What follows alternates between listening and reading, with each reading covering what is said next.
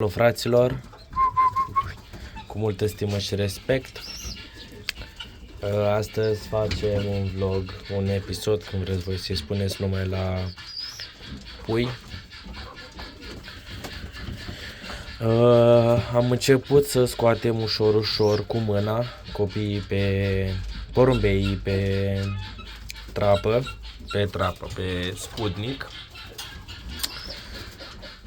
Învățăm cu mâncarea, Doamne, când fluieră și când au ceva în mână și fac așa, ei să știe că trebuie să vină, de-aia fac așa.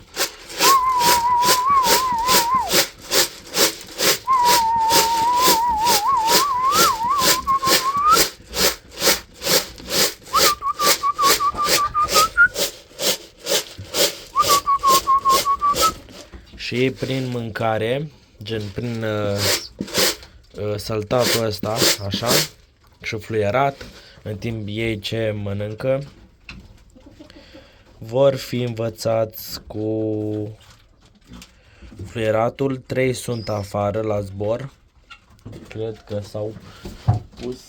nu s-au pus, încă sunt afară pe cer, așa. Am scos afară acela cu puful așa. Nu știu, că am mulți șargi. Am scos cucul pe negru, l-am scos afară. Am scos ăla, deci ăia doi și ăla i-am scos astăzi afară. Sau are...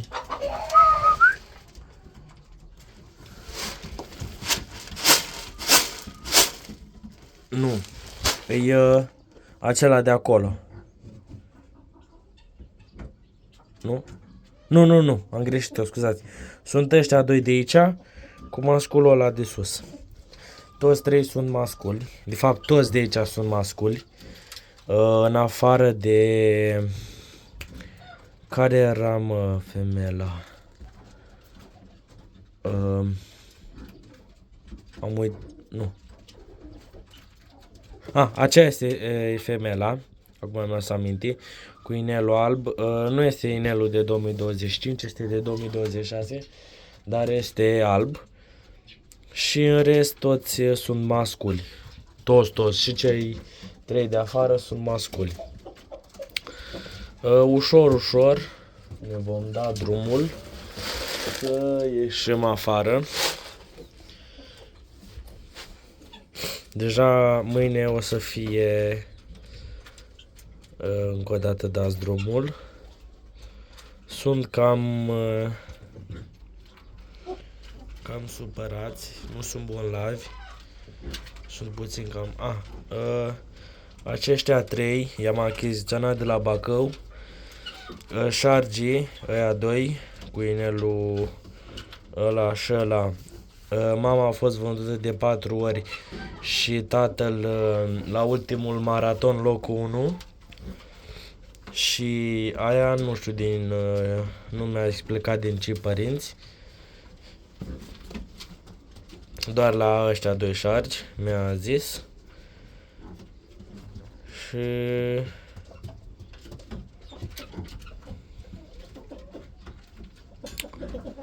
da, cred că o să mai scot încă o dată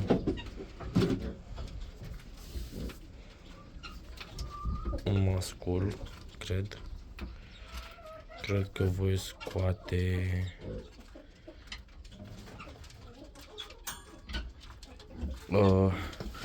dați că văd eu acum pe care să scot. Cred că îl scot pe acesta.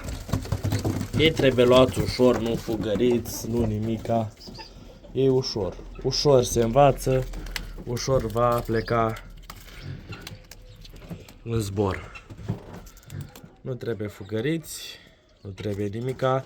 Am făcut spudnicul, am dat USB-ul jos și am pus plasă pentru a vedea mai bine. Momentan doar aici, aici, vedeți? Acum este sus pe Așa. În 2-3 zile își va lua zborul. Sau cred că astăzi, dacă nu-l forțez. Dacă îl forțez, pardon. Dar nu vreau să se întâmple asta, deoarece dacă îi forțez vor fi stresați. Uitați. Și nu aș vrea. Am uitat așa. Îmi place foarte mult culoarea asta. Este pușcos la mine, dintr-un negru și o șargă. Uitați cât de frumos, câtă frumusețe are în el. Cu cine a fost, frate? Cu ăsta a fost, frate, cu ciocolatiul. Frate, încă unul i-am smuls capul, pentru că n-am vrut să am boală. Și care văd că îi mai dă mol, l-am luat în grădină, i-am smuls capul și la revedere. Sper să-și dea drumul să zboare, pentru că pe rând, adică azi, săptămâna asta, încă 2 săptămâna care vine, sau 3 boi și tot așa. Și trebuie să le fac curat, adică da, este pe jos, este numai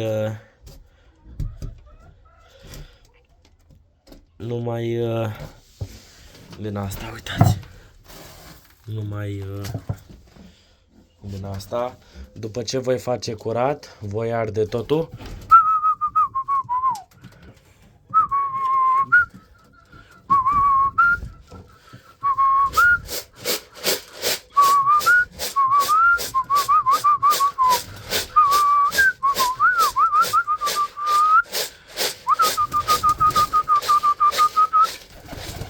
Vedeți cum am fluierat și am dat din asta sus-jos cât au mâncat. Deja au luat ritmul. Cam atâta cu episodul de astăzi. Voi mai face unul mâine, după ce cred că după ce le voi face curat, o să le fac niște curat mâine cu arzătorul, tot. Și cam atâta cu episodul de astăzi. Ne revedem data viitoare și succes cu puii!